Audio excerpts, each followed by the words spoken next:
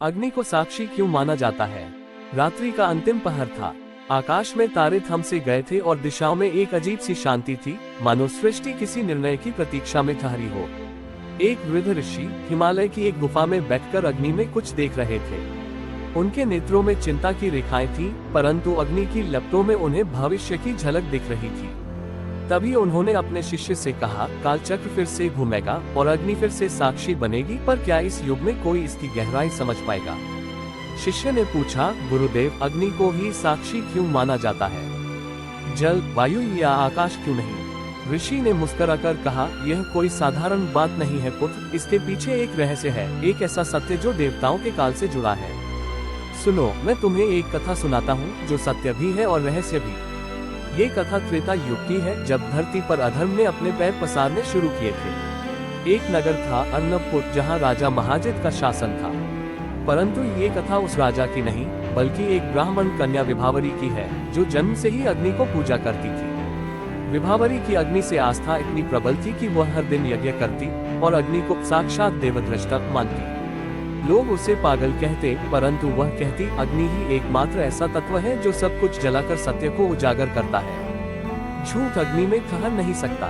एक दिन नगर में एक रहस्यमयी पुरुष आया, नाम था ध्रुवाक्ष, जो स्वयं को तांत्रिक बताता था।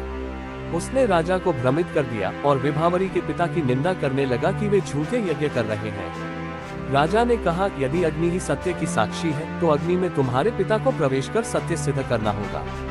विभावरी ने ये सुना तो कांप उठी, परंतु उसने कहा, मैं अग्नि को साक्षी मानती हूँ और यदि मेरे पिता निर्दोष हैं, तो अग्नि उन्हें नहीं जलाएगी। संपूर्ण नगर एकत्र हुआ, अग्नि प्रज्वलित की गई। विभावरी के पिता अग्नि में प्रविष्ट हुए और चमत्कार, अग्नि की लपटें शांत हो गयी। वे जरा भी नहीं जले। पूरी सभा स्तब्ध रह गई। इस घटना ने केवल विभावरी के पिता को ही नहीं, बल्कि अग्नि को साक्षी मानने की परंपरा को जन्म दिया। देवगण प्रकट हुए और कहा, अग्नि पंचतत्वों में एकमात्र ऐसा तत्व है जो साक्षी बन सकता है, क्योंकि यह सदा ऊपर उठता है, किसी पक्ष में नहीं झुकता।